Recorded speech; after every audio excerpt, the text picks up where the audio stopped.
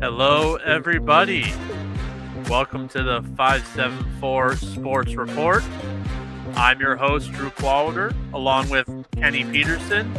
John Overmeyer might join us here in a little bit. We're not entirely sure. He is right now doing some volleyball for the South Bend schools, but he said hopefully he will be able to join us. But this is just going to be our weekly show from now on, because week one, Kenny, thank God it's finally here this Friday.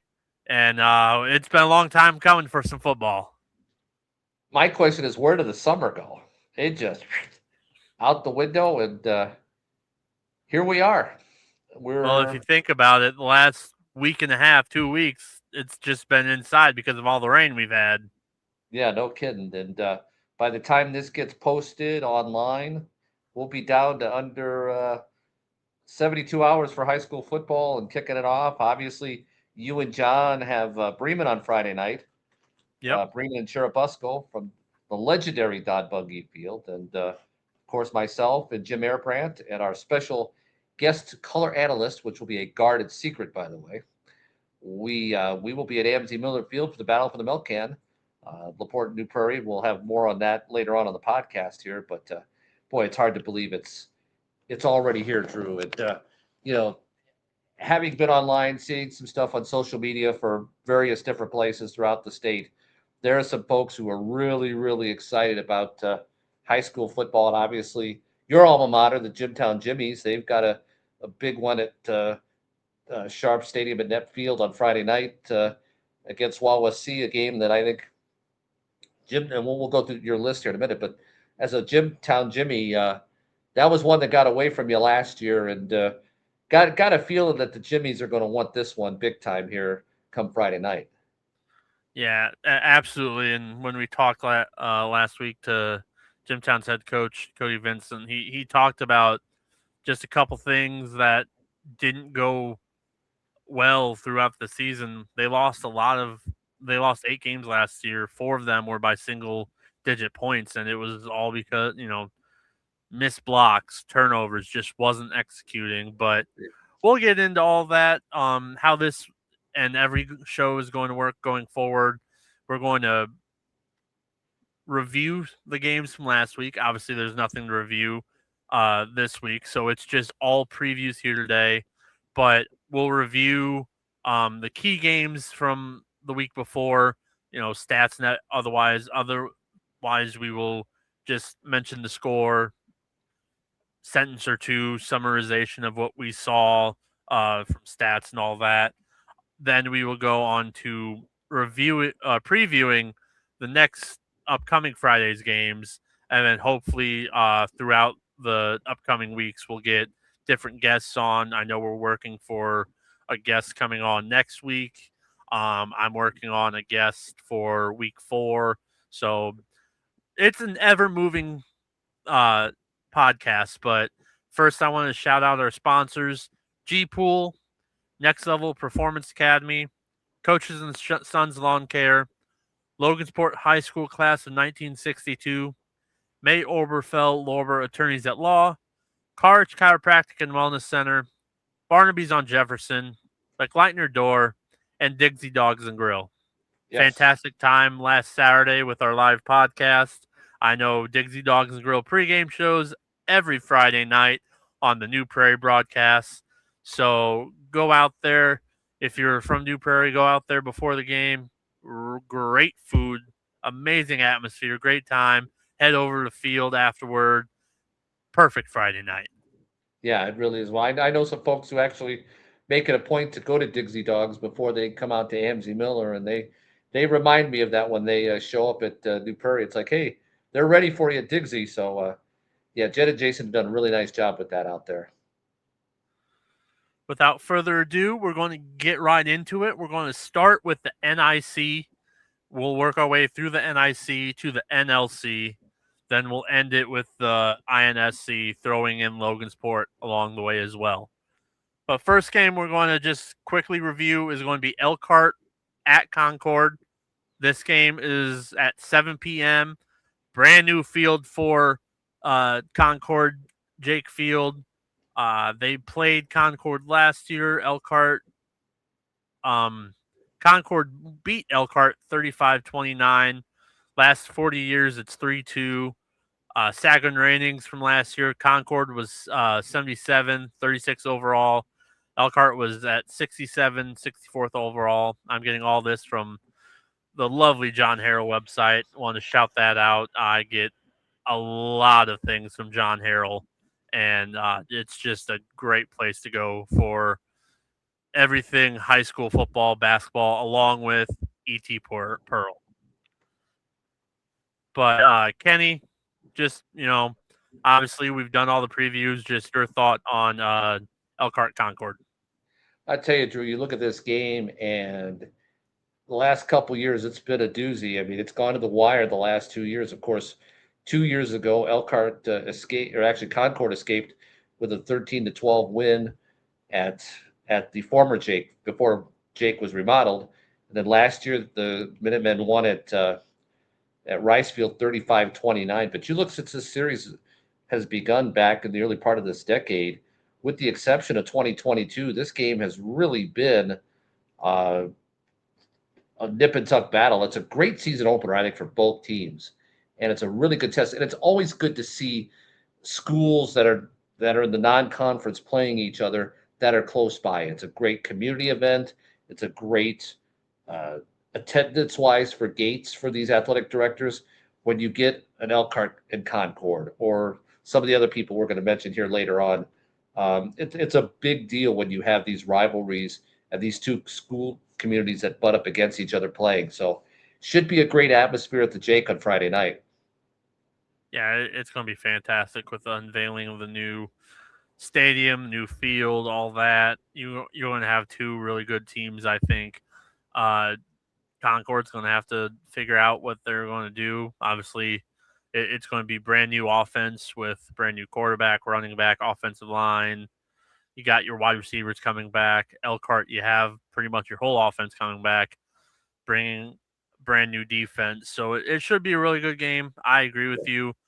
Having, it's funny. I'm sure we'll talk about it come next week. Non-conference games, with college. I Right. like teams, Elkhart Concord, going, you know, playing hard opening games because it shows where your team is Right. before conference schedule, before all that, because both Elkhart and Concord in very tough conferences. So if you play, you know, for Elkhart example, 6A school, if they played a 1A school, that's not as much of a challenge. No discrediting any 1A schools out there, It but should it for an should be. Elkhart It should be, team, yeah. it shouldn't be as much of a challenge as a 5A school in Concord. Right. And you look at the job that's gone on over at Concord. I mean, they have really become a very solid program in the NLC. And you're right, there are no games in the NLC where you can look at and say, hey, this is a night off. I mean, it's just not going to happen. And it's good to see, that these two teams are playing, and it's good. Like I say, from an athletic director's perspective, this is a good thing. I mean, you know, Craig Kohler's done a tremendous job there. I mean, he's led them to three sectional titles. I mean, they won the regional last year. So, they have built something really, really special over there at Dunlap, and they're going to be a real challenge for anybody, I think, this year. Next game we're going to talk about is going to be Hammond Central at South Bend, Washington, 7:30 p.m. at School Field. Last year they played each other. Washington won 31-0. Series over the last 40 years, Hammond Central actually leads 3-2. Both teams really struggled last year. Washington was a 35 Sagrin rating, 205th overall. Hammond Central, much worse. 12 Sagrin rating, 274th overall. Two teams really struggling last year. Washington was able to get the better end of them. And I think for both teams, this is just going to be one of those games you want to come out, work on your offense, work on your defense, and come out healthy and just keep working. Well, and this has turned into a nice opener for both teams. I mean, it's nice to have an opponent when you open up the season with that. You know that it's a game that they're sort of your equal, and these are two programs that are pretty much on an equal footing. And it'll be interesting to see how Jay Johnson's ball club comes out in this one here on Friday night. I mean, you look at their schedule, Drew, after tonight or after Friday night, I should say. If they don't win this one, the wins are going to be awfully, awfully tough because after Friday night, they go on the road for three at Goshen, at Elkhart, at Penn. Yo, I mean, that's that's going to be quite a gauntlet that they're going to have to go through the next 3 weeks. So this is really, I think, a must-win game for Washington on Friday night because if they don't win Friday night, you hate to say it, but 0-4 is definitely looks possible here with Washington. So this is a big game for the Panthers and Jay Johnson. Yeah, it definitely is. And I know this is going to be another rebuilding year for Washington, but you were able to start last year with the win against Hammond Central. You want to start this year because, as you said, doesn't get any easier, and that's just the next 3 games. The NIC in general doesn't get any easier. You look at the South Bend Cup, whatever you want to call it. Right. Adams is going to be a upper mid tier player, I would say, in the NIC. So they're not Right. going to be a slouch. Riley is, trying to rebuild a little bit, but they still have a lot coming back. They have a really, decent chance at being a mid tier in the NIC. Right. So the South Bend Cup isn't going to be easy at all. So you have to take Washington's going to take lumps this year. There's no doubt Right. about it in the Right. NIC, but you have to be able to take your wins when you can get them, and this is absolutely one where they need to try and take this win. Right. Next up, we have Hammond Bishop Knoll at South Bend Riley. It's a 7:30 kickoff at Jackson Field. Last year, Riley won 35-0. In the last 40 years, Riley holds a 2-0 record. Sagarin ratings, Riley was at 46 last year, 157th overall. Bishop Knoll, really tough year last year, 291st overall. So, two teams that I think, obviously, we don't know a lot about Bishop Knoll, but Right. Riley can build off last year because they do have a good amount coming back, I believe. But a 4-6 season, I think a good chance of going 500 or above because we think they could be in the middle of the NIC. But like Washington, this is where Riley needs to take advantage, home field, and get this win. Well, and here's another case of where we talked about Washington, with this being a must win for them. You look at the next 3 weeks for Riley at Valpo and home against Penn and Elkhart. That's another one where you kind of go, oh boy, because you don't win that opener against Bishop Knoll, Riley could be staring at 0-4 down the pipe, and then they gotta, then they have Washington the following week, and then the rest of the schedule doesn't look any easier.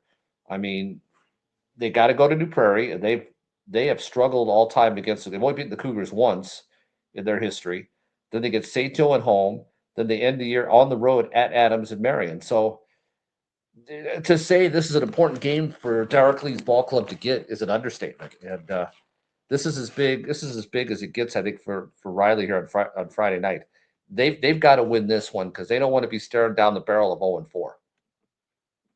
Yeah, and it's a I don't want it's a possibility. You Right. go into that week 5 matchup 0-4 versus 0-4, Riley versus Washington. And at the very least, if you're both teams with the schedule you have afterwards, you want to be 1-3 going into that game. Right. because at Exactly. 1-3 you still have the belief, hey, we just need to pick off one or two of these games and build some momentum. Right. And that's exactly what a Washington Riley game could be. It's a city game, it's a rivalry game. If you're 1-3, able to pick off, all of a sudden you're 2-3, then you have Adams. All of a sudden you can be 3-3. Like you can build momentum off one of those games.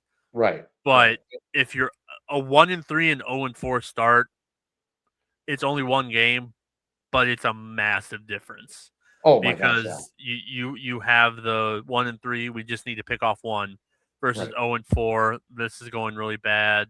Haven't picked up a win. We're halfway through the season. It's not like can it get any better? Isn't going to get any better? It can't get any better. And just the mindset of that one game is huge. Right. Exactly. Exactly. Next up, we have Mishawaka at Marion. It's going to be 7 p.m. at Otulski Field. Last year, Mishawaka won 35-7. Over the last 40 years, Mishawaka leads the series 21-7. Last year, Mishawaka 72 54th overall in the Sagarin. Marion had a rough season, I think Hmm. you would definitely say. Yep. 46 159th in the Sagarin. They started out bad, but they ended better than I think a lot of people thought Marion would, especially they got all the way to the sectional championship against Knox, I believe, if I Yeah. Down remember at correctly. Community Field, and it didn't end well. It didn't, but I believe they were 1-7 going into sectionals, and then they Two and picked seven. off two Yes. games, or 2-7, Yeah. yeah. Then they Yeah. picked off two games, and Yeah. they ended the year, a lot better than I think people would have thought.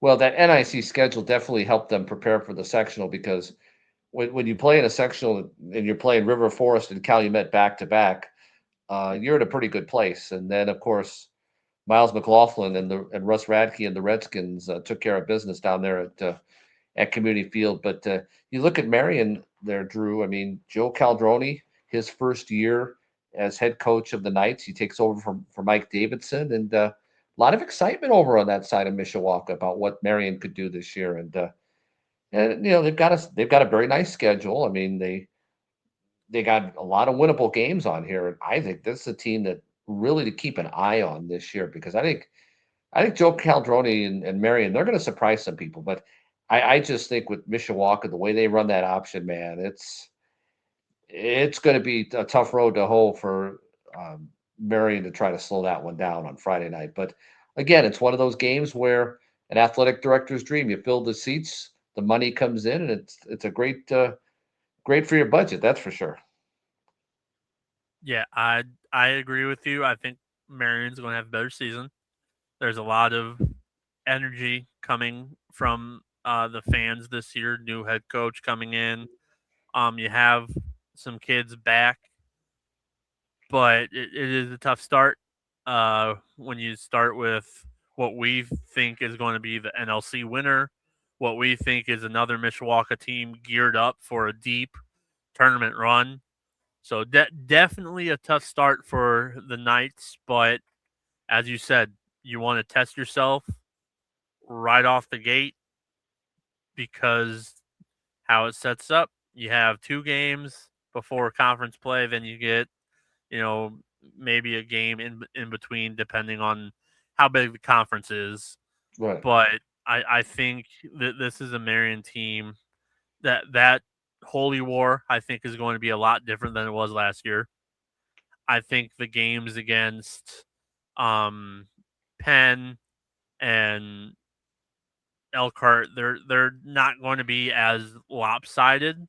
They still might be lopsided, but they won't be as lopsided as they were last year. Right. But I agree with you. I think Marion, a good season for Marion would be kind of what we were talking about with Adams, fighting in the upper middle of the NIC pack for that 4-5 range because we think 1, 2, and 3 are pretty much set Right. The order might be a little different, but 1, 2, and 3 are pretty much set in the NIC. Yeah, absolutely. Next game up, team I just mentioned, South Bend Adams is traveling to Oliver Field to take on Culver Academy. 7 p.m. kickoff. Adams won last year 35-7. Culver holds the 3-2 record. Adams was 155th overall in the Sagarin ratings at 46. Culver was 193rd at 39. Both teams struggled last year, but it was decent seasons for where they had been. Culver's been a good football program. They've been down the last, I want to say 4 years. They've been Well, trying to rebuild it they were because 8 they were 8-2 under Andy Durrell back in 24. were they okay? Yeah, they were 8-2, and I they've know been a they roller had an coaster. Yeah. Iowa. I know they had an Iowa commit because we went there to cover that game. He graduated, and then they had a down year or two the next couple years. I don't remember when Craig was at CMA. I thought it was only like 4 or 5 years ago, but maybe it was just a couple years ago. But I think a really interesting game for both these teams because it's one of those kind of like you said with Washington and Hammond Central. Both teams are equal playing field, talent wise.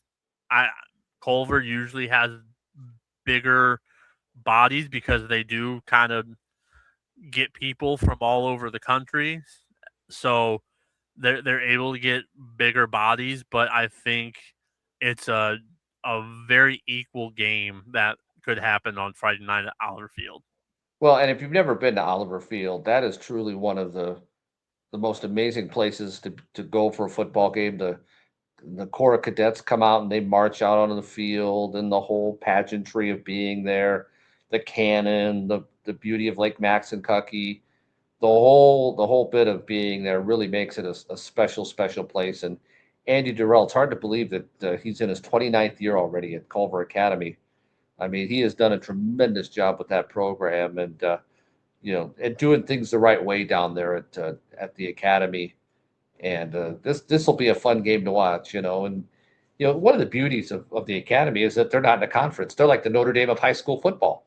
They can play anybody, and they've got what I think is a very good schedule. I mean, mixed up with from 2A all the way up to 5A. I mean, you know, it's a really good schedule. I think it's going to prepare them for the tournament. But this should be one that I think is going to be really interesting, especially down there. And if you've never been there, that's a long bus ride for Adams to make that trip down there. And you got to come off the bus when you play the academy, ready to go from the opening kick. And It's a beautiful stadium to visit. oh my September, gosh, October, not so much November. Right Andy, off of Lake Maxinkuckee, I believe. Blake Maxinkuckee, and like I It say, is very nice, but that wind can come in a hurry. yeah, and if you haven't been down there, what they've done with that facility since they remodeled it, I mean, it's almost small college-esque.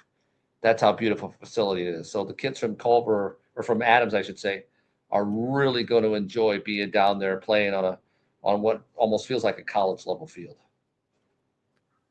Next up, we have St. Joe at Lakeland, 7 p.m. at Laker Field. St. Joe won last year 36-6, hold a 19-4 record overall. St. Joe, great year last year, 48th overall in the Sagarin ratings. Lakeland, not a bad year. They were 6-5 overall, 156 in Sagarin ratings. But I think St. Joe is primed for another big season.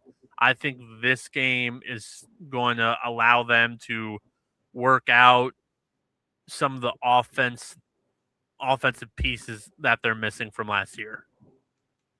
Well, just kind of a point of reference. The last time St. Joe made the trip to LaGrange County, it didn't end well.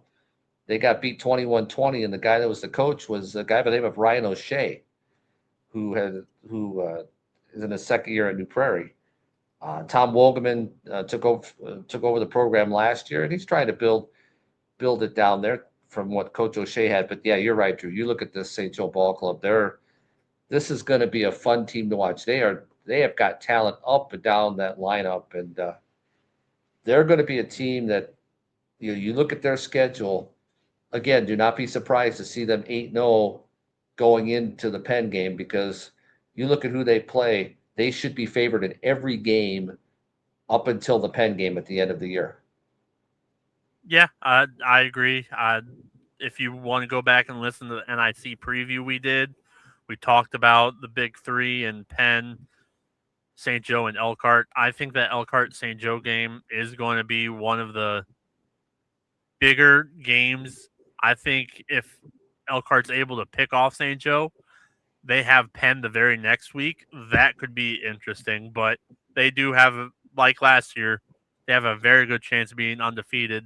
Come the last week of the season, all of a sudden that Penn game at Penn becomes for the conference championship. Right, right. The second last game we're going to talk about in the NIC is going to be Valparaiso versus Penn. That's a 7:30 kickoff at Freed Field.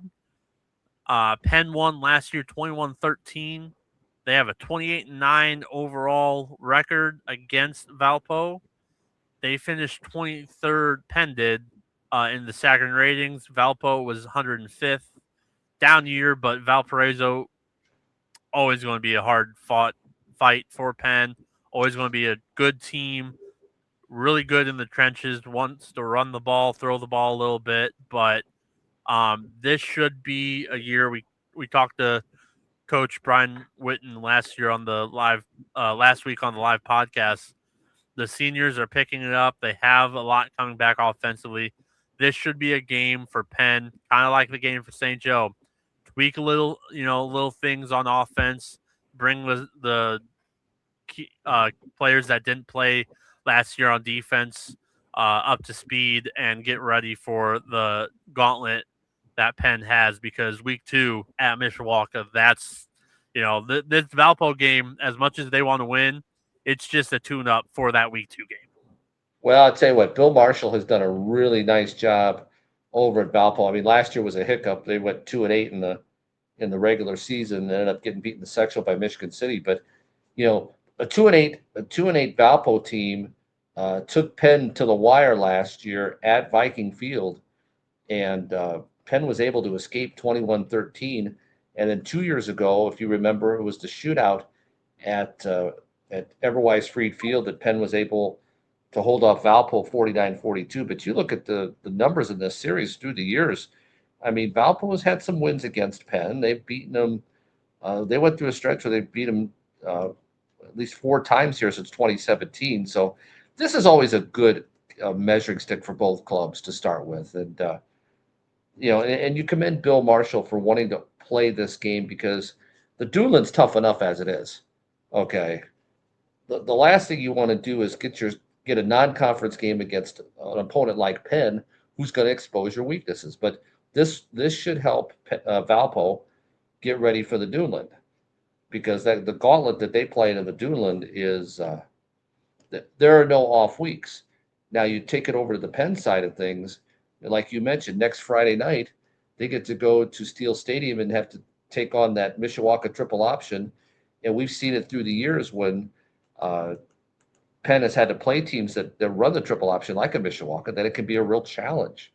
So this will be interesting to see how Pete Reardon's ball club comes out here on Friday night and for this game, and should be a great atmosphere at Everwise Freed Field. Last game we're going to talk about in the NIC, I'm going to bring in, then I want to shut up. LaPorte at New Prairie, 7 p.m. Central kick, 8 p.m. Eastern at Miller Field. LaPorte won 32-14 last year. LaPorte holds a 24-11 record over New Prairie over the last 40 years. Can you go? Well, what can you say about this one? This is the game that the people in the New Prairie community and LaPorte community circle on their calendar every year. It has become the big social event in LaPorte County when it comes to football. Um, you look at this game and you look at it from the standpoint from New Prairie's standpoint. For the first time in 4 years, we're not going to be calling Reed Robinson's name out. Charlie Laskowski is going to be assuming the role at quarterback. They've got veterans on the offensive line. Uh, they've got a group of guys who are really excited about this year. And the big question for New Prairie is, can their defense improve from last year? Because they gave up a lot of big plays at times throughout the season that really hurt them. A very green defense, and you hope that uh, they've gained something from this off season and kind of getting a feel for the program here in the off season. You get the sense when Brian O'Shea is his second year, you sense that there's a little bit more of a understanding of what his expectations are. What from let's go Um, back and talk about New Prairie's offense with Charlie Laskowski.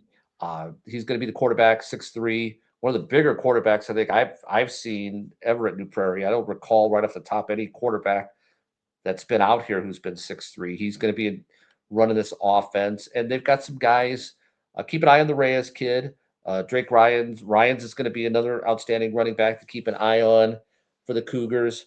Veteran offensive line, a defense I think that's going to have to improve. And I think you look at that game from a year ago. Laporte had 28 seniors last year. Okay, against a New Prairie defense that basically was greener than the grass outside. It's a one-score game with 7.5 minutes to go in a game that shouldn't have been that close. And I think for New Prairie, from a confidence standpoint, you can sit back and say, "Hey, we were so flipping green a year ago playing against Laporte, and it's a one-score game with under 8 to play." That should carry some confidence in. The big question I think right now in this game is the status of Reed Raymond. I mean, is he going to be 100% ready to go? He injured his ACL during basketball season last winter in a game against Hanover Central, and there's talk that he's on the starting lineup. He's on the two deep starters, so it will be interesting to see how he's able to move, how he's able to cut.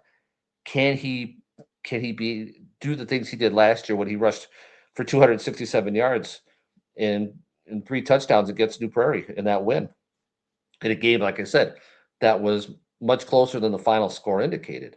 Laporte has a very veteran offensive line.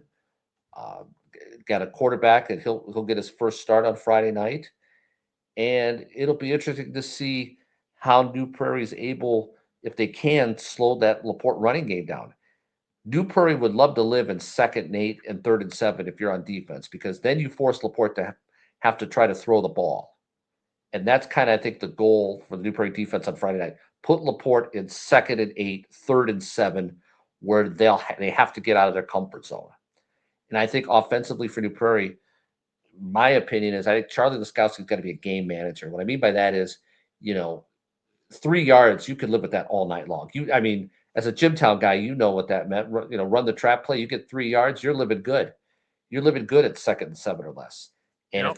if they can establish the line of scrimmage and establish the run early, that can open things up in the passing game. And I know out here there have been a lot of people who've been really pleased with how Laskowski has improved from where he was in the offseason to where he's at right now in fall camp. Special teams, I think, are going to be absolutely critical for New Prairie.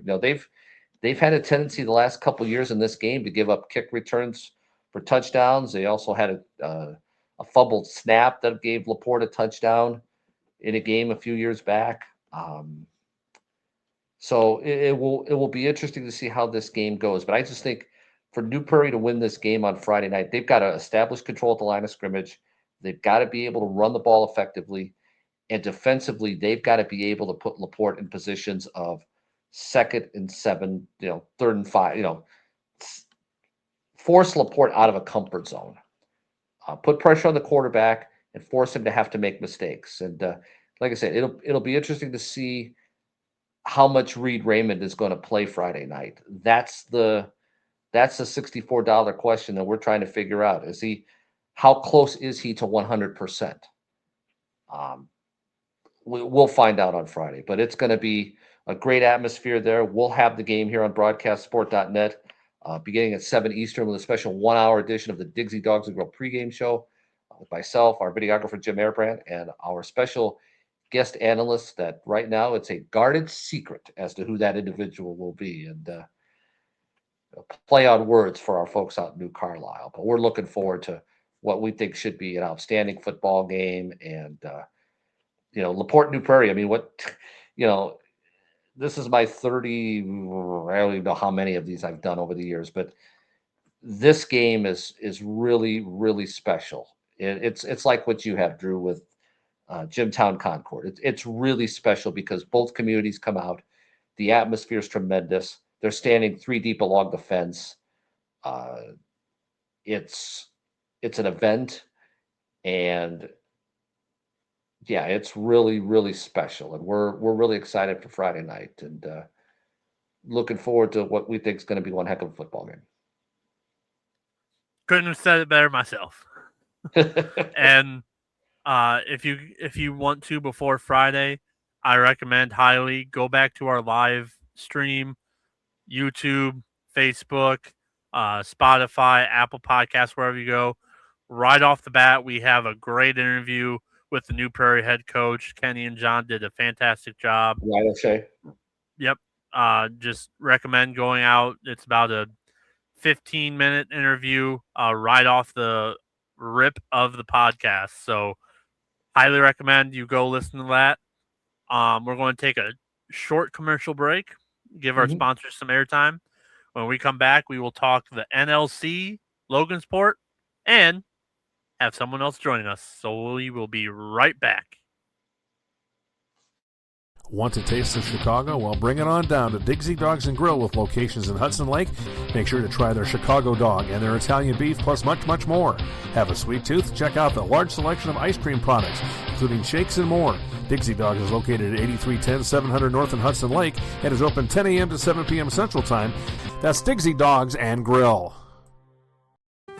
May Oberfell-Lorber is dedicated to advising you on a broad range of legal matters focused on positive outcomes, finding quick and effective resolutions to your legal disputes, whether it's estate planning, real estate, personal injuries, business transactions, employment issues, or litigation. May Oberfell-Lorber. They're your neighbors, your friends, your local team with offices in Mishawaka and Southwest Michigan with over 150 years experience. May Oberfell-Lorber. Accessible, experienced, versatile. Visit maylorber.com.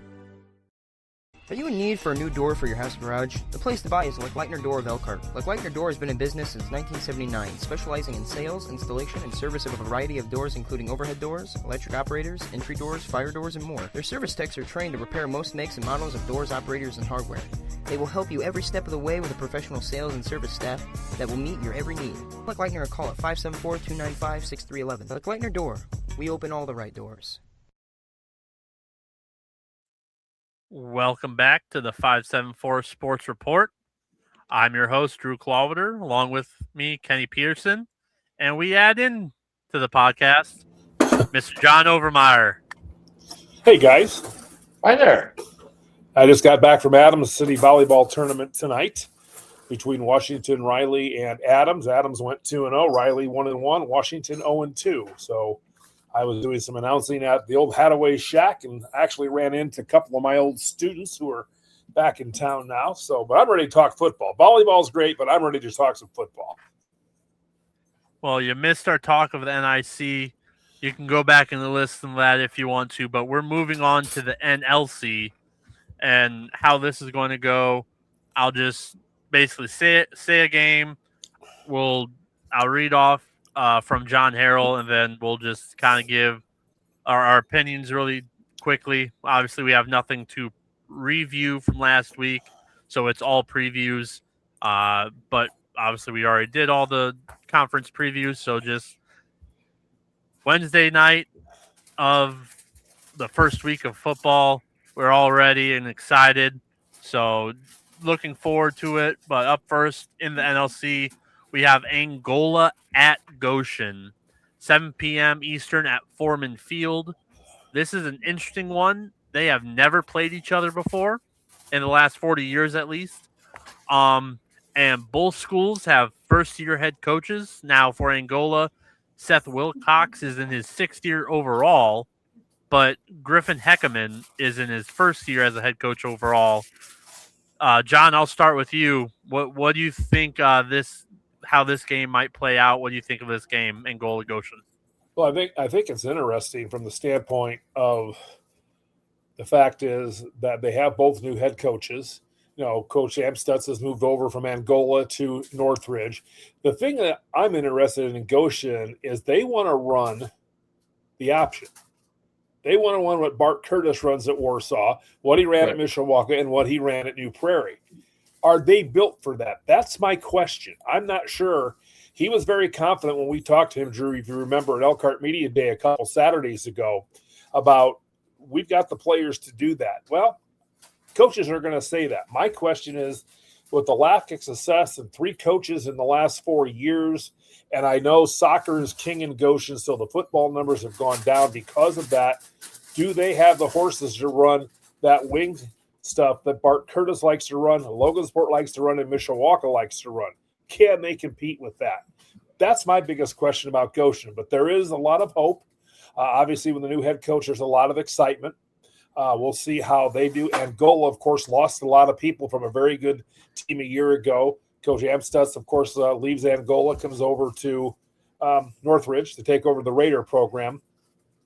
So I think this is going to be kind of one of those games that they want to test each other out and see where they are before they get into their conference schedule, either week 2 or week 3. I like Angola because of some of the experience coming back. And can Goshen really, again, run that wing option that Bart Curtis runs at Warsaw? That'll be the big question in that game for me. Well, and you look at the option, John. I mean, it usually takes about 4 to 5 years to really implement that system to get it really going. And I think the big thing in Goshen is if they're going to do this, people just need to be patient and realize that this isn't a one-year hit wonder here. You got to start this thing out at the lower levels so that the kids, by the time they get to the varsity in 4 or 5 years, they're going to be able to run the ball like they run the ball at wherever Bart has been. I mean, I can speak from experience here at New Prairie. When they won the sectional title in 2004, that was a 7-year project to get that thing going, and it's been rolling ever since.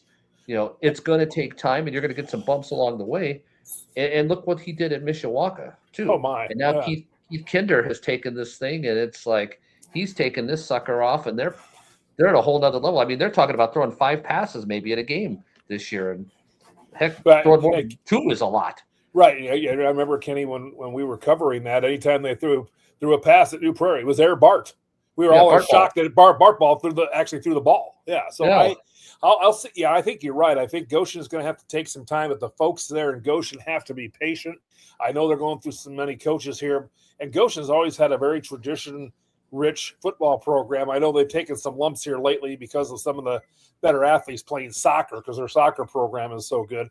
But stay with coach. Let him have a chance to develop this and see what they can do. But I think this game will be interesting between Angola and Goshen, especially at Foreman Field. It's always great to open up at Foreman Field. That's a nice facility. So I might take Goshen in that game in a real close one. Next up, me and Kenny have already talked about it. John, I'd love to get your opinion on Elkhart at Concord. Biggest game of the night in the area. The Concord Minutemen are on a mission. They've got a brand new field. They're going to baptize Jake Field. We've seen pictures of it. It's a new turf field, new bleachers, new press box, new everything.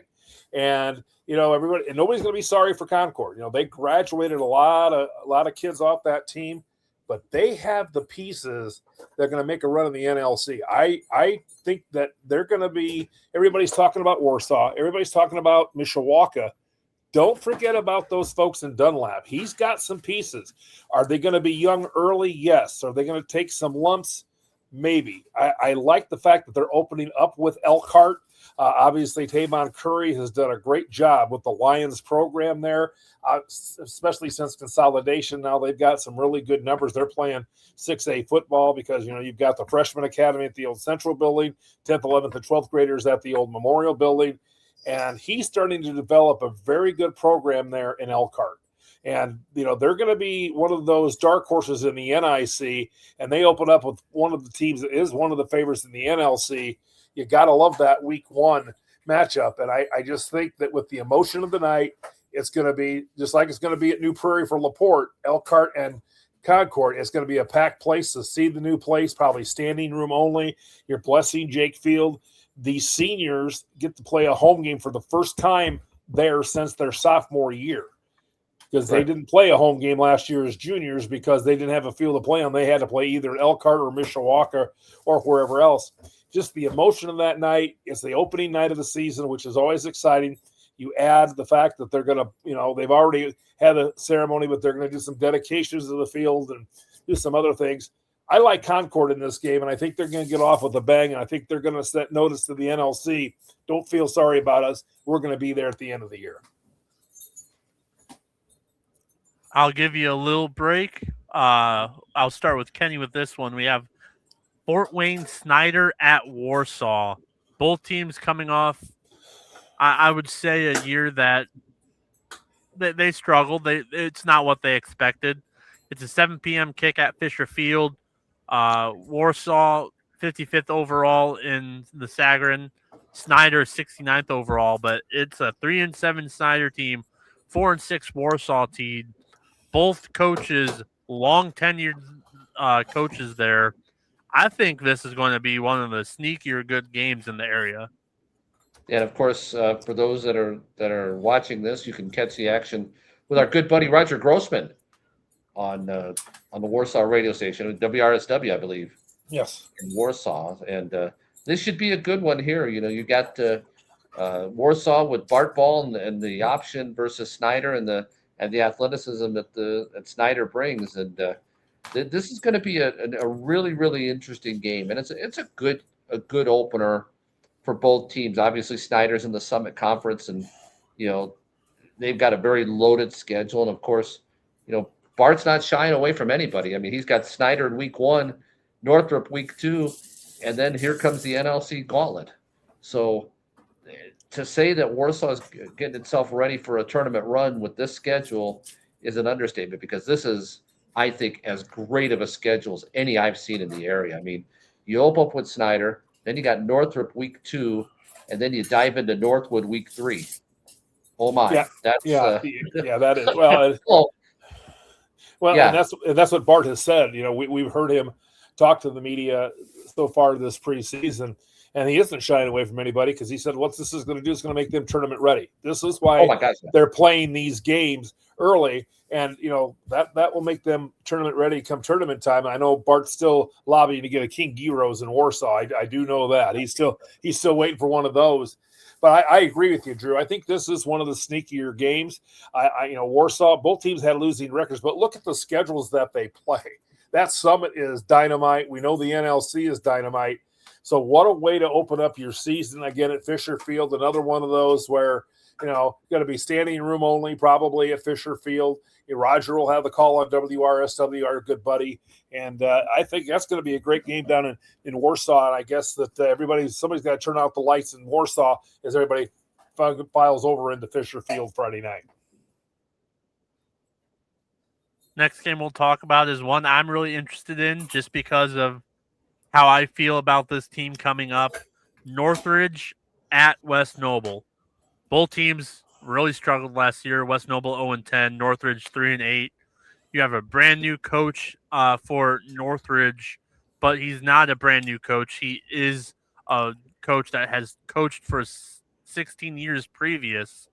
You have a well-established coach, 28th year at West Noble. So it's going to be interesting, because I think Northridge, with the talent they have coming back, with a new coach that's going to implement a little different offensive system, I think Northridge is a sneaky team in the NLC, and that's why I'm really interested to see what they do. Yes, West Noble really struggled last year, but I'm interested to see just how Northridge plays in this game, week 1, 7 p.m. at Charger Field. Yeah, I agree. I think that there's always a lot of interest when you have a new coach, no matter how long they've been coaching. It's a different format, maybe a different style of offense, how they're going to run their defense. Everybody's interested. And, Northridge has been competitive. I know they kind of struggled last year, but they're what 2 or 3 years away from 2 or 3 years out of having a state championship appearance. So this is one of those other communities, like we see in the NLC with the Warsaws and the Dunlaps and the Napanese that love their football, and they're going to be hyped up for this game, even though they have to go there. West Noble has been up and down here recently. They've had some really good teams, but then they've kind of struggled here, especially in the NECC. But this could be a sneaky good game. I agree, Drew, that I think because of the personnel, this is probably going to be a Northridge win. It's not going to be a blowout by any means. West Noble will be competitive, but I think Northridge just has too many horses to beat up on the Chargers. Yeah. And Monty Mahauer in his 28th year at West Noble, I mean, he's had some teams through his time there that have been really solid. Yeah. Mallhorter is I'm sorry, Monty, I mispronounced his last name there, but they're in that Northeast corner conference, and they've got some folks in there that can give them in that conference that can give them a lot of problems. Garrett and Fairfield and Lakeland and Angola, so they're in a nice small school conference. But I just think you're right, guys. I just think Northridge just has too much, I think, in this one, and I think the Raiders will win. And I think they'll win by at least 2 scores. Next game, John, will hand it over to you because me and Kenny already talked about it briefly. Mishawaka at Marion. We think Marion's going to have a better year this year, but we truly believe with the triple option, with everything Mishawaka has coming back, Mishawaka is just going to run away with this one. Yeah, I think so too. This is the battle for the Princess City. A lot of excitement in this game as well. But who has stopped Mishawaka? Here recently, and new coach and Coach Caldroni there at Mishawaka after Mike Davidson stepped away. And Marion's got some bigger fish to fry. And I know they want to beat Mishawaka in the worst way, just like they do with St. Joe in the Holy War later on in the year.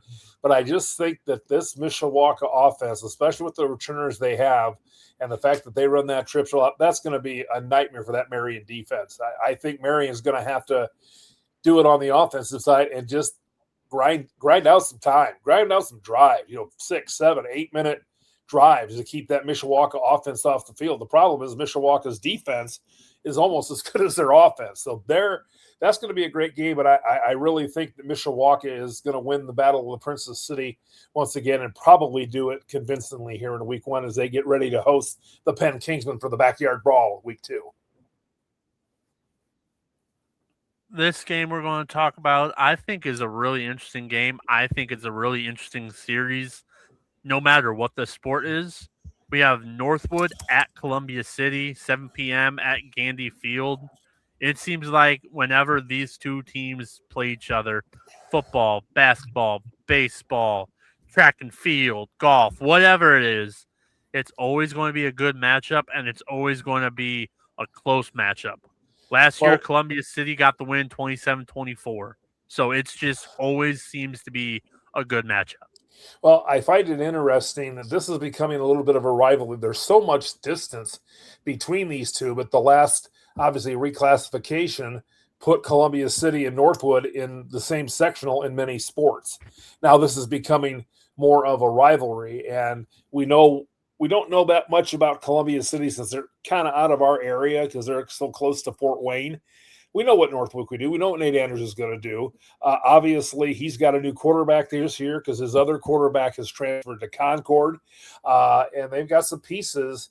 They've got some things they got to obviously work on just like everybody else.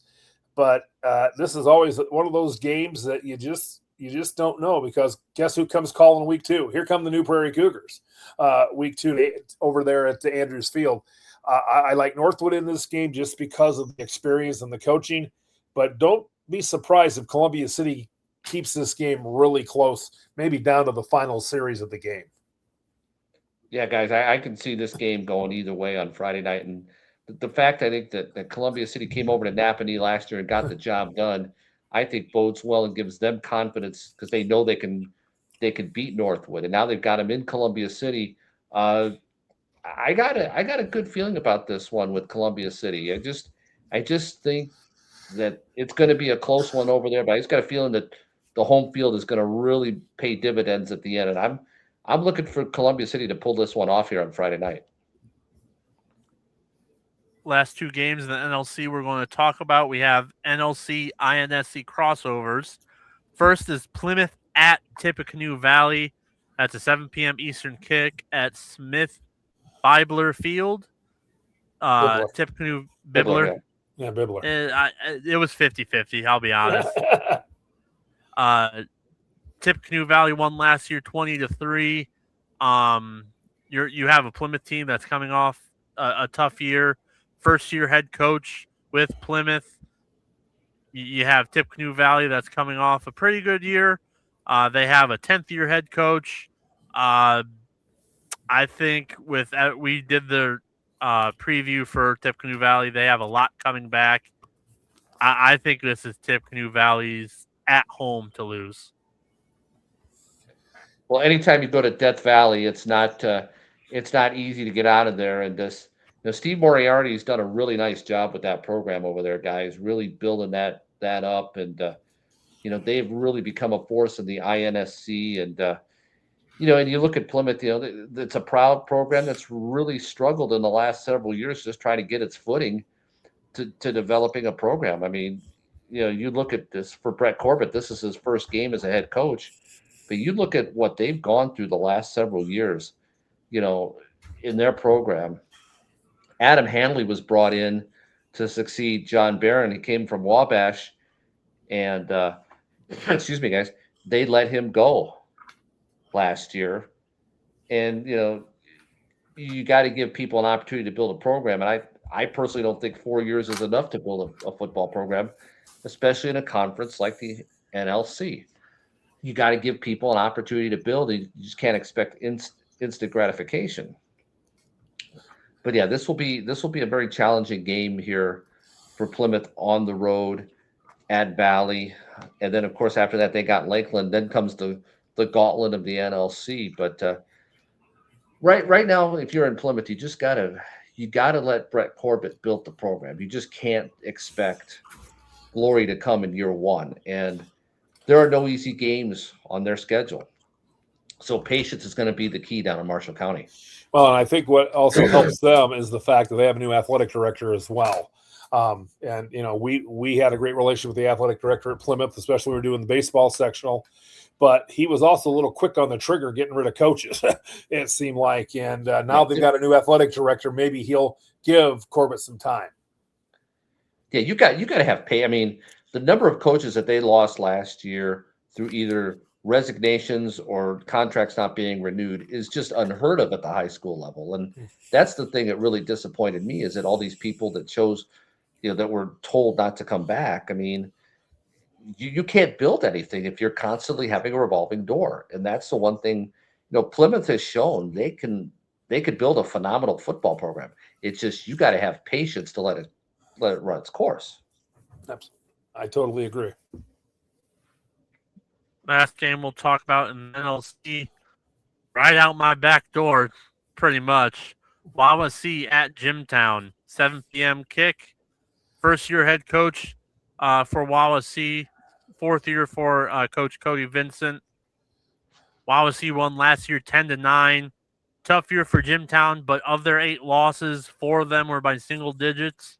We talked to Coach Vincent last Saturday, and he said that really it was just in the games they lost, it was just execution, a missed block, a turnover, and it was just one thing here, one thing there, that instead of Jimtown being up double digits, it was a close game, and they just couldn't close it out. So I'll be really interested to hear what you guys think, but really interested to see how this new year for the Jimmies turns out on week 1 for Friday night. Well, Drew, before we get started talking about the game, that's Mark Osmialowski, who is in his first year. Wasn't even going to try pronouncing it. Well, when you're part Polish like me, you could pronounce just about anything.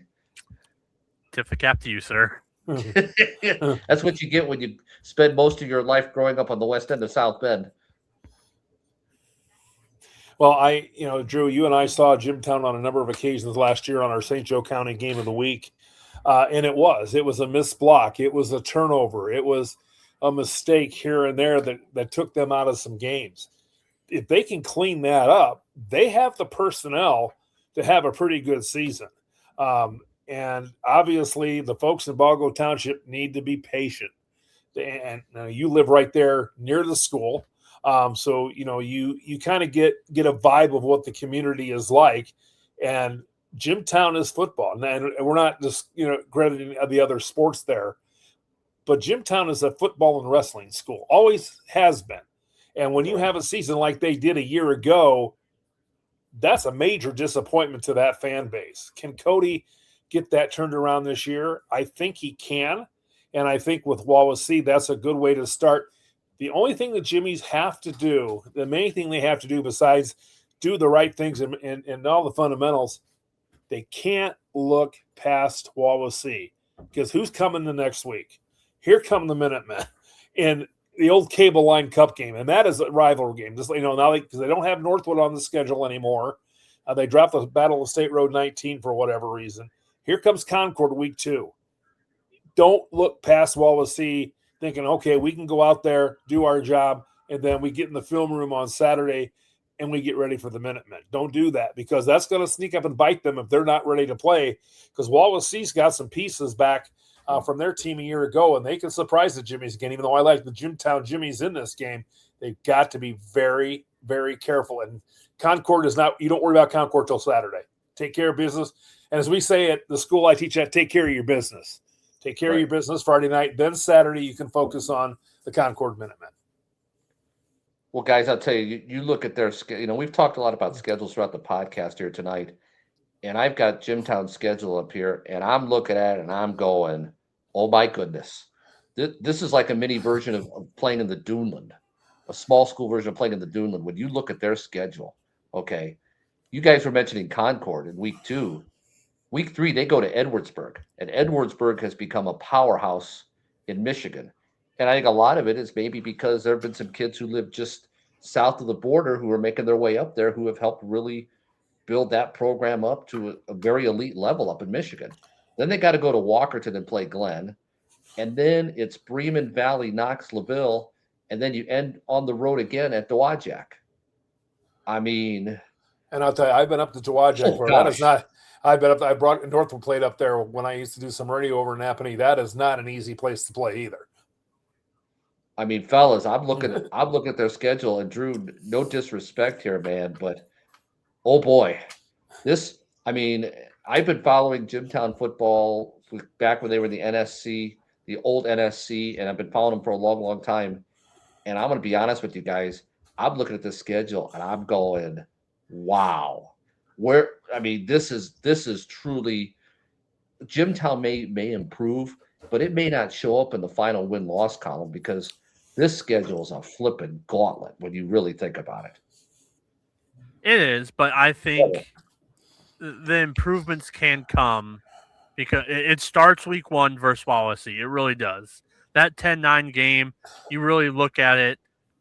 You had Jimtown going in to take I want to say like a 7-0 lead early on. Running back fumbles in the end zone. Wawasee recovers. Right. Another Jimtown drive ends in interception. Another Jimtown drive going inside the 20-yard line ends in a fumble. There were 3-4 opportunities in that game.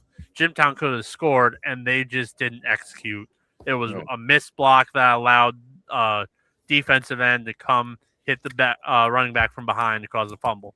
It was the running back not high and tight, as you're always taught, fumbling into the end zone.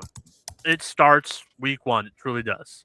Week 2, Concord, I never want to not say you can't win against Concord, because it is that big school, small school rivalry.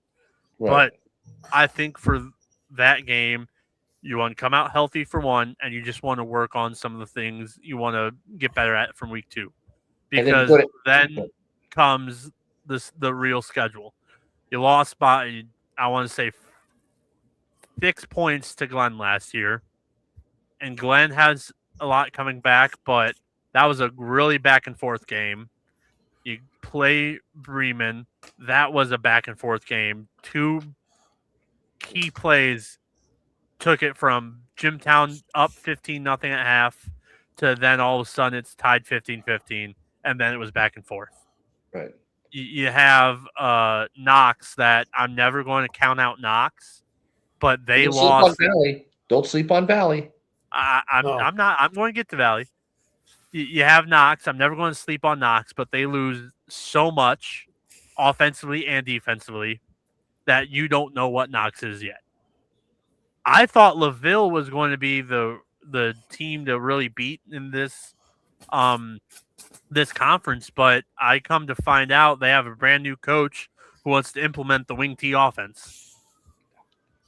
So all of a sudden, as you guys have already talked about, that's a 4 or 5 year commitment to implement a brand new wing T offense.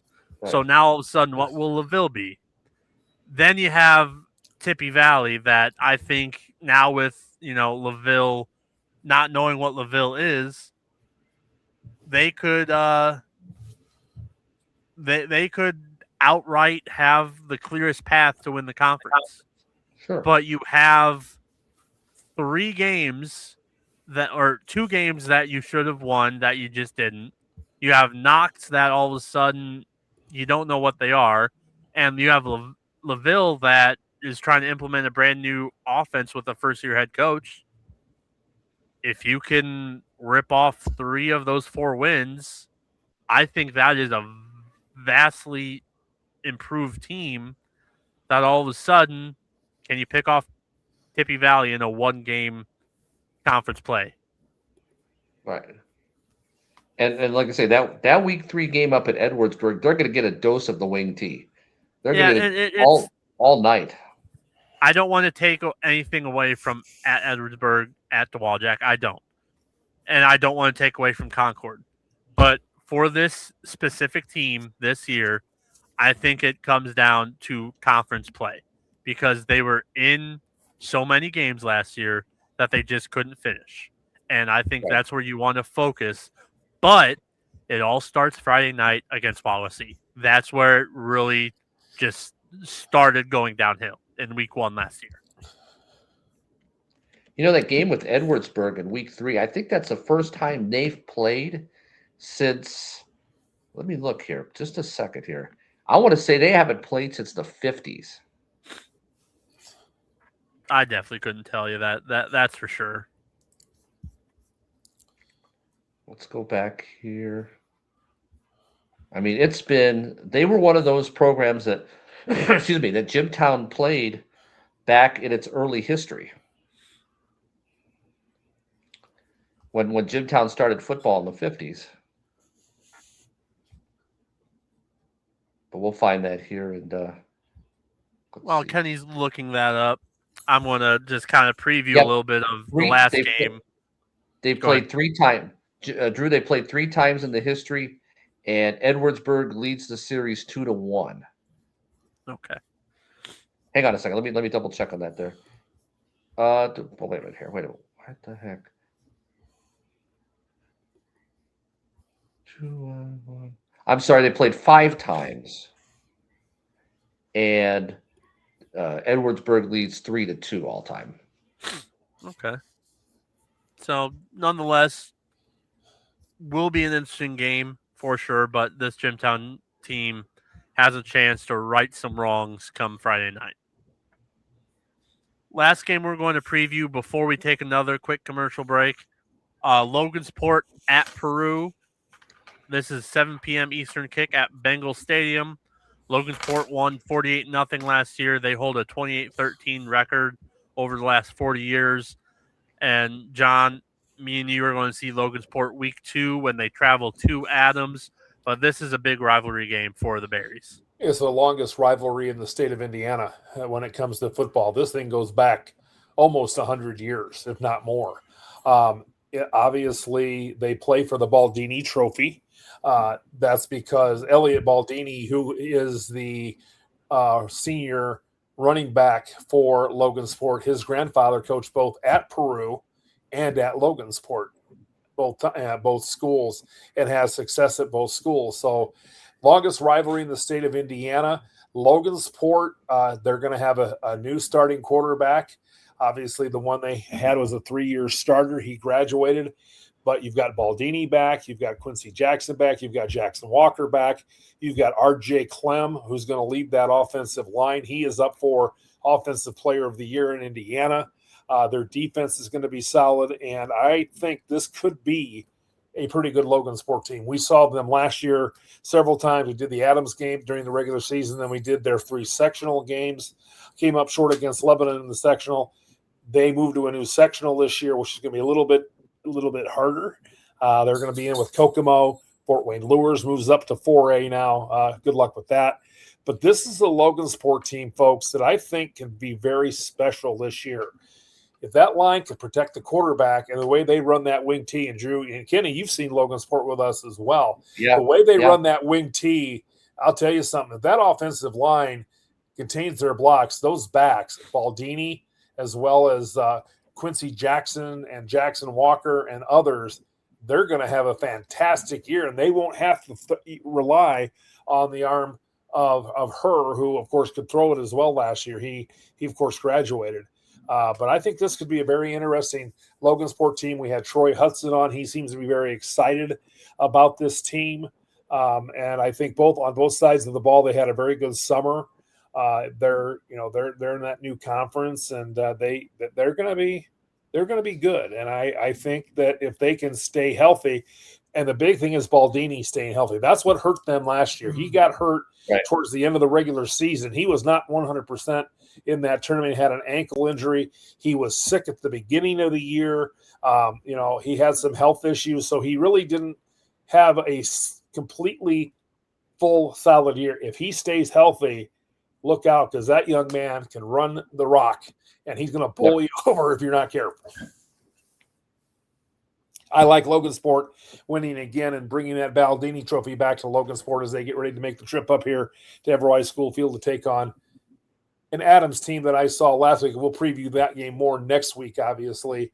And I was quite, I guess the word is, surprised at Adams. They've got Caden Keene back at quarterback. They got Carson Bryce back at running back. They look pretty good in their scrimmage. They've got some things they need to shore up defensively, but I think their offense is going to be good. And I actually talked to Craig Redmond for a couple minutes tonight. His daughter plays volleyball at Adams, and he was in the crowd. So I was talking to him a little bit tonight. I asked how the offense is going. He says they're getting better, and they're gonna run the ball an awful lot.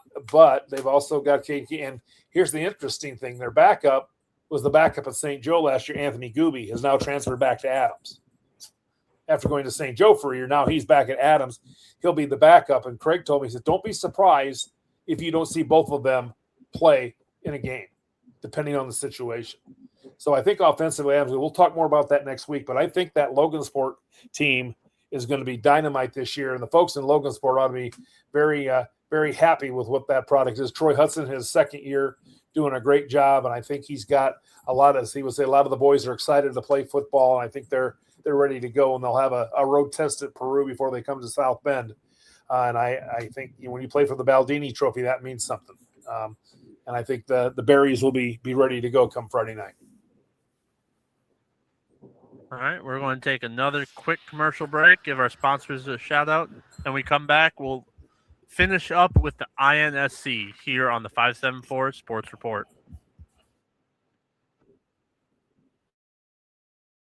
High school sports promote lifelong memories and longtime friends. Publicity in all media, including podcasts like this one, is an important part of encouraging young people to participate in athletics. The Logansport High School class of 1962 is happy to be a part of this podcast, and we wish the best to athletes in every high school sport. Enjoy your time with your coaches and friends. It only happens once in your lifetime. G Pools LLC is a family-owned and operated business since 2021. Our passion for pools goes beyond building them and maintaining them. We engage with each one of our clients to ensure that their pool and spa will be a great experience every time they dip into it. From design to pouring to maintenance, we are your authority for your pool and spa. G Pools is your one-stop pools and spa solution. The new Plymouth store is located across from Quick's Bowling Alley and next to Bailey's Furniture with the big red chair. For more information about G Pools, visit their website at gpoolsllc.com or visit them on Facebook. Need that lawn of yours mowed, maybe some bushes or hedges trimmed, or even the house or deck power washed? Then look no further than the pros at Coaches & Sons Lawn Care. Coaches & Sons Lawn Care proudly serves Michiana and the surrounding area with great services including mowing, edging, hedge trimming, weed whacking, power washing, and more. Coaches & Sons Lawn Care are the pros to go for all of your lawn and landscaping needs. For a free estimate, call today at 574-222-3586 and ask for Trevor. Remember, at Coaches & Sons Lawn Care, we are cutting grass and taking names. Voted the best pizza since 1969 in South Bend is Barnaby's on Jefferson Street. Our South Bend location stands out from all other Barnaby's because our pizza is made with the original recipe and baked in the original ovens. If you want the original Barnaby's taste, you've got to come to South Bend. Since opening in 1969, we've taken pride in the quality of the cheese, sausage, pepperoni, and fresh vegetables that we use on our pizzas. And Barnaby's has been voted best in the area from the South Bend Tribune 3 years straight. Order online at barnabys-pizza.com or call 574-288-4981. And we're back on the 574 Sports Report with our last conference to preview, the INSC. We have already talked about Plymouth at Tippy Valley, Wawasee at Jimtown, so we only have a couple games to preview. We'll start first. John Glenn traveling to Boone Grove. That's going to be a 6:30 p.m. Central kick. Glenn won last year 43-0. They're coming off a really tough year, but they bring a lot back. Boone Grove was 4-5 last year. Both teams, I believe this is the second year for the John Glenn head coach, or did they get another new head coach this year? They got a new coach in Troy Sossaman.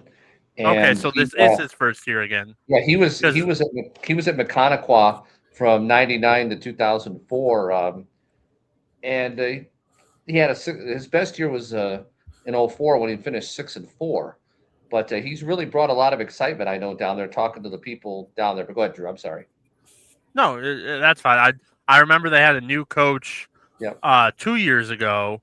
And then I didn't know I didn't know they got a new coach this year as well. But I'm sorry, that should be an interesting game for sure. I'm sorry, that's Boone Grove, Drew. Before Sossaman was there, it was Ron Brown. Ron Brown was there a couple years. John Barron was there a couple years. So yeah. Yeah, but should be an interesting game with everything John Glenn brings back. Like Jimtown, I think. Even though they won last year, this is a game that they need to just get started on the right foot. They had so much go wrong throughout a lot of their games last year. I think this is just one of those games you want to start 1-0, like we talked about with Washington and Riley for John Glenn. This is just, even though you're away, you have to figure out a way to come out with a win here. Yeah, and Boone Grove's looking for their first win over the Falcons since 2019, guys. And Boone Grove just within the last year or two finally got their own field, so they're playing on the campus there at Boone Grove, and it's a beautiful. I mean, the school itself is absolutely beautiful. I mean, it's right there on Highway 2 south of Valpo, off of take Highway 30 to where 2 starts hitting south in Porter County, and it's out there, but. Dan Kukulski, obviously at Boone Grove, is trying to build a solid program. He's in his 10th year there, and in terms of football history, Boone Grove is still relatively young as a football program because they didn't start varsity football till 2010.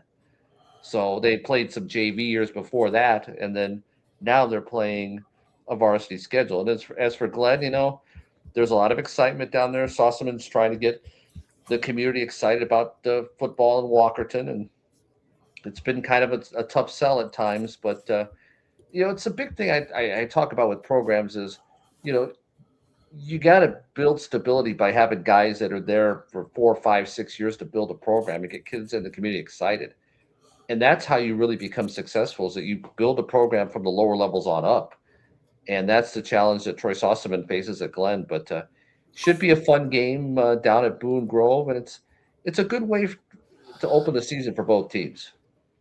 we saw Boone Grove last year, Drew, when they played Bremen, and they were in that game for a while. And Bremen finally ended up taking over. But I think that will be interesting at Boone Grove, especially if they get to play on their campus. That's always something really cool for the kids. That way, the kids can come out and all the festivities and stuff. So that should be an interesting game and an important game for Glenn to get off on the right foot as they move forward. Next game is an interesting one. Knox at North Judson. Both teams coming off a really good year. This is a 7 p.m. kickoff Central Time. Knox won last year 38-6. North Judson holds the last 40-year series lead at 28-15. But as I previously said, Knox loses so much. Obviously, Mr. Football, but they lose 90% of their offense. They lose something like 87% of their defense. I'm pretty sure they lose 3 or 4 pieces of their offensive line. So this is, I don't want to say it's a rebuilding year for Knox because Russ Radke will always figure out something to do. But this is a Knox team. We don't know what they have. I know what they have. They have a Hall of Famer sitting on their sidelines who has 2 wins over Penn in his career amongst the 426 that he's got. Exactly. So he'll get them ready. But this rivalry is so old. I think Moses covered the first game back when they invented football. I mean, these two programs have been playing pretty much since 1949 when Knox started football down there, and of course Judson had it for a few years, a year or two before that. But yeah, this is always a great rivalry game at Liberty Field down there in North Judson. And that's a place if you ever get the chance to go to, because it's one of the few places where they actually mic the referee so you can hear him over the field down there at Liberty Field. But that should be a really, really great atmosphere down there. Of course, North Judson. I mean, we know the tradition that Brent Lambert has built with that great program down there, and they've always been good. When Russ Radke was there, they're 2 years removed from a trip to the state finals where they lost to Providence. And of course, life will continue in Knox after Miles McLaughlin has moved on. But yeah, I just think this is a game here that, the master still, I think, might have a few tricks up his sleeve down in Knox. And, it's nice to see what Russ has done down there and has really got people excited about football at Knox. He's like the Pied Piper. Everywhere the guy goes, he wins, it seems like. Definitely. And he's done it there at Knox. So that's going to be a heck of a rivalry. And Knox going down to 2A, I know they're thrilled about that. And but yeah, it should be a great game at Liberty Field Friday night. Get there early if you're going, because parking's at a premium. Next to last game is going to be LaVille at Triton. 7 p.m. Eastern kick at Triton. LaVille won last year 28-0. They have a 30-12 series lead over the last 40 years. When we did our preview, I said LaVille was my pick to win the INSC with everything they brought back. They brought back the top receiver. They brought back I want to say the second or third quarterback in the conference. But come to find out, brand new coach, brand new offensive system. So not sure what to think about LaVille anymore, guys. Well, go ahead, Kenny. I was going to say, Matt Thacker, his first year there, but he also coached at Fairfield and Wawasee. He had back-to-back 1 and 9 years at Wawasee before he moved on to LaVille. But he had some good success at Fairfield, including 9-1 in 2020. But it's one of those situations at LaVille. Will Hostrauser really built that program up there, and then Jeff Kaiser came in and did a really nice job after that. But Will was the one that I think really created that dynamic culture down there for over a decade. And then, they've stayed pretty much consistent for the most part. And, it's a great program that they got down there. And, you look at Triton, Andy Barker begins his second year down there after what I thought was a pretty good year last year. They went 7-4. after all the turmoil that happened down there, and they ended up losing to Fremont in the sectional semifinals. But you look at their record last year, they had, for the most part, a really good year. I mean, so it'll be interesting to see. And Triton has athletes down there, and they'll get coached up well, and Andy will do a good job. Or Triton, I should say. I'm sorry, at Triton. John? Yeah, I agree. LaVille's LaVille. No matter who's coaching them, they're always ready to play. They rely a lot on their defense. I think they will again this year. I think the defense will probably be ahead of the offense with the new offensive system in there. An old NSC battle, an old NSC rivalry from days gone by with LaVille and Triton. And I think that everybody, when you hear the word Triton, you think about basketball, but this is a good football school too. It'll be interesting to see how this goes. I would probably give the edge to LaVille a little bit because, Drew, I know we don't know everything about LaVille, but they're going to be sneaky good too. And they could be a dark horse in the INSC and a good game to start off their season by heading down to LaVille, or down to Triton, rather, excuse me. Last game we're going to preview tonight, our game of the week, John. Churubusco at Bremen. 7 p.m. kick at Don Bungie Field. Actually, that has been changed. That's the 7:30 kick now. 7:30 kick. Yeah, I double-checked. That is a 7:30 kick Friday night. Okay, so 7:30 kick, everybody. Don Bungie Field. I believe our pregame show is going to start at 7, correct? Or are we just going to go a little earlier? I haven't made that ultimate decision yet. That's I will fair make enough. that decision by tomorrow. Yes. Earliest we would go would be set probably 6:45. That would be the probably earliest. going to be 7 o'clock. 7 p.m. Pregame show. But this is going to be an interesting game. Churubusco won last year 36-7. Not sure what Churubusco plans to do offensively. They do bring a lot of talent back.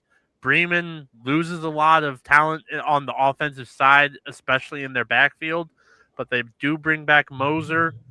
I think this is going to be a really good game. I think it's going to be a back and forth game. But I'll turn it over to you, John. What do you think? Yeah, what's going to be interesting here is the battle of quarterbacks. You've got two sophomore quarterbacks that are going to start. Jake Rodriguez is going to start for Bremen. Appeared in 8 games last year, was 4 of 8 passing for 69 yards and a touchdown.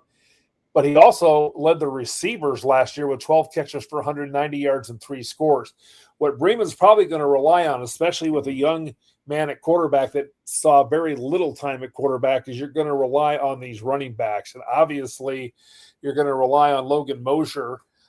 He is going to be the leader there as well.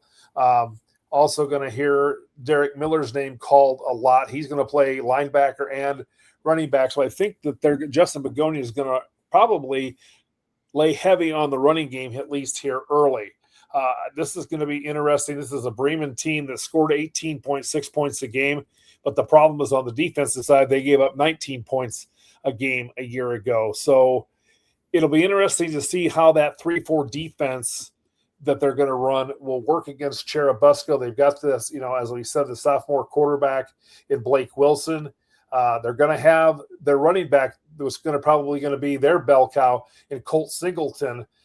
He did a good job last year for them, so they're probably going to hand the ball off to him. So I think we're going to see a lot of running. Logan Moser, Derek Miller for Bremen, and Colt Singleton for Churubusco. I think this is a really good 2A, 1A matchup. This is only going to be the 4th meeting between these two schools. Bremen leads at 2-1. They won 24-0 in 88, 35-28 and 13 last year. Busco, did win last year down in Churubusco, 36-7. Mosier did have 6 carries for 74 yards a year ago, so he's familiar with this. So I think it's going to be Mosier and Miller we're going to see in the run game to help Jake Rodriguez settle into that quarterback position. And I think with 2 young quarterbacks, especially in an opener, both of them probably seeing their first starts because as we know, Drew, when we saw Bremen, Jake Rodriguez did a lot of things in mop-up duties in games that either they were way ahead or way behind. So this is really going to be his first start as a sophomore. The same for the sophomore from Cherubusco. I think we're going to see a lot of running to kind of get those quarterbacks a little bit comfortable. But I think that'll be a great game at Bungie Field, a good way to start the year for both Bremen and for Cherubusco. Cherubusco, of course, plays in the NECC. And you brought up a great point about what they lost. If you look at what they lost a year ago, they lost 8 people that made the All-NEC conference team a year ago, including Westott, Joel, Jack Hulsenbeck, and Carson Tongle. They've all graduated. 14th season, as we said, we're going to see Colt Singleton and a lot of their quarterback this year. So I think it's going to be a lot of running early. They may throw the ball some, but I think both these teams are going to rely heavily on their run game and their defenses in this contest. So I wouldn't be surprised if we don't see a low-scoring game Friday night at Bungie Field. All right, we're going to play our last 2 commercials. We'll come back and just give a little quick 30-second spiel of what to look forward to in week 1. So we will be right back. Courage Chiropractic and Wellness Center. When your body needs somebody to help. Hello, I'm Dr. Karch, and I want to invite you to stop by my office on Cleveland Road in South Bend, just east of Portage Avenue. I've been serving Michiana for over 20 years, specializing in back pain, neck pain, headaches, naturally with gentle chiropractic care. Come see me for a free consultation. Courage Chiropractic and Wellness Center. When your body needs somebody to help. Next Level Performance Academy in Granger, developing highly skilled, adaptable athletes, is not just a slogan but a promise. Next Level Performance Academy empowers high school and youth athletes through disciplined expert performance training and a focus on both physical excellence and mental resilience.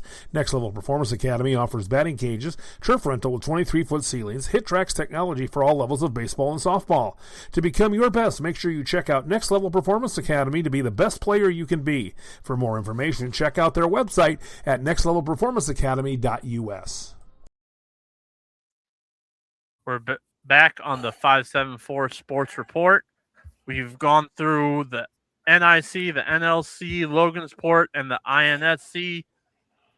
Kenny, I'll start with you. Obviously, you've talked about your broadcast, Laporte at New Prairie. What are you looking forward to Friday night, not only with your game, but just around the area? Well, I think, first of all, Drew, you look at our game that we've got on Friday night, and you look at, we talked about earlier here on the podcast, the matchup between, New Prairie and Laporte. Is Laporte running back Reed Raymond, is he going to be at 100% on Friday night? They say he's going to be ready to go. If he's not at 100%, does that give New Prairie an opportunity to possibly pull off the upset here on Friday night? As for New Prairie, I'm looking to see, can the defense get better than what they were last year? Can they make those strides to make themselves not only competitive in this game Friday night, but throughout the NIC year? And how will New Prairie do with Charlie Laskowski at quarterback, and if he can get that running game going? And we talked earlier, guys, New Prairie will live with 3 yards in a cloud of dust all night if they can keep that Laporte offense off the field. And if New Prairie can do those things and not give up anything on the special teams, they've got a shot to possibly pulling this one off on Friday night. My question to you, Kenny, is the Indiana Dairy Farmers a sponsor of this so the winner can fill up the milk can at the end of the game? Well, we could either do that, or we could get a hold of Bryce Bell, former New Prairie player, his mother. Her family has a farm out in Stillwell. They could milk the cows and fill that sucker up with milk. But no, it's really going to be interesting. I really think that, and and you've done enough of those Laporte New Prairie games, John. You know what that atmosphere is going to be like at AMC Miller. They're going to be 3 deep along the fence. They'll be standing along the fence. I mean, there'll be people in there. It'll take 2 hours to get people out of there once it's all done. So we plan on packing a sleeping bag to snooze the night away at AMC Miller when it's done. But no, it should be just a tremendous, tremendous atmosphere. And of course, we'll have it on broadcastsport.net, beginning with a special 1-hour edition of the Digsy Dogs and Grill pregame show at 7 o'clock with myself, Jim Brandt, and a special guest color analyst that's been a Guarded Secret. So we will have that for you on Friday night. John, I'll flip it over to you. We just talked about Cherubusco Bremen. What are you excited for, looking forward to, not only with our matchup, but also just around the area? I think we got starting with the area. I think we've got a lot of really great games in the area. You've got Penn Valpo. I think that's going to be a good one at Freed Field. Concord Elkhart. A lot of talk in that one. That's going to be a great matchup. I think Jimtown Wawasee is going to be good. You've got St. Joe Lakeland, Mishawaka, and Marion in the Battle of the Princess City. There's just a lot of good games to choose from Friday night. LaPorte, New Prairie for the Milk Can. Just a lot of great games going on in the area. And if you're down in the Logansport or Peru area, you've got Logansport in Peru playing for the Baldini Trophy for the 110th time, I think, something like that. In our game, I'm just excited to see how these sophomore quarterbacks do under the Friday night lights.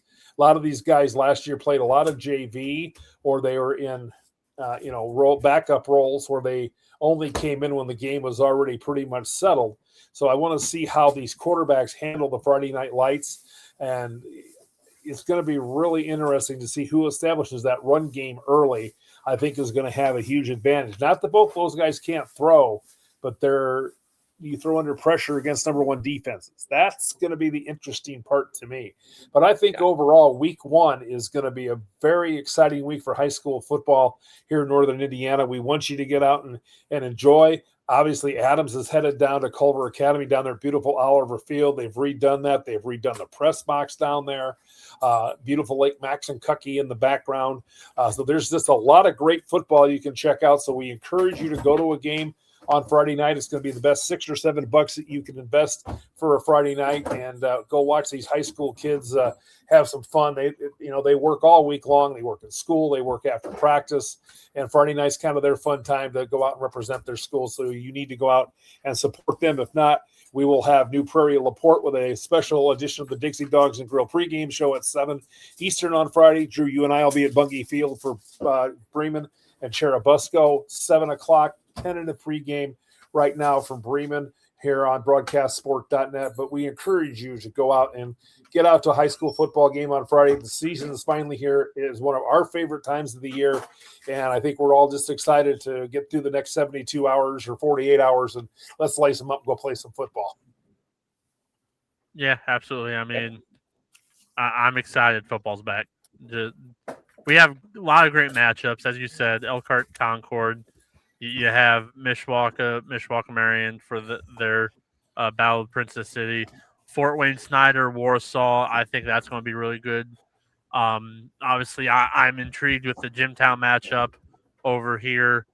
But it's football season again. I'm excited. We have a lot of great matchups, a lot of interesting matchups. I highly recommend, if you can, go out, watch a game. If you can't, broadcastsport.net. You have the New Prairie crew with Kenny. You have us with Bremen for our game of the week this week. You just have a lot of good football being played around the area, and highly recommend you go out there. And before I say goodnight, I would be remiss to talk about the fact that my White Sox swept the Tigers in Detroit and are now up on the Cubs 3-2. It ain't over yet, buddy. Ask your manager about last night not walking PCA in the 10th inning there. We talked about it before the broadcast. Once I saw the Cubs tied it in the 9th, I'm like, okay, we're losing. They find a way to win in the 9th, but we go into Detroit, we sweep them in a crucial series, and then we come back with the Cubs losing last night, but up 3-2 in the 5th. Listen, I've lost 100 plus games the last 3 years. You're in the playoffs. We are numbered, like numerically, cannot lose 100 games this year. It's a win. What are you worried about? Cubs and the White Sox will be in the postseason. Then they'll burn Chicago down when the Cubs and the White Sox play in the World Series. There you go. If there's a game on a Friday night, I might be sick. I don't know about that. You've already got two excused absences for weddings this fall. You're not making it a third. That's coming from your boss, by the way. But I want to appreciate everyone that logged in to listen. Appreciate everyone that has helped us out. G Pool, Next Level Performance Academy, Coach's Son's Lawn Care, Logansport High School Class 1962, May Orber, Fell Lorber, Attorneys at Law, Cards Chiropractic Wellness Center, Barnaby's on Jefferson, Like Light in Your Door, Digsy Dogs and Grill. Get out, support your local high schools. Friday Night Football's back, gentlemen. Super excited. Cannot wait. But that will wrap up for this podcast here tonight. We'll see you again next Wednesday when we review week 1 and preview week 2. So long, everybody.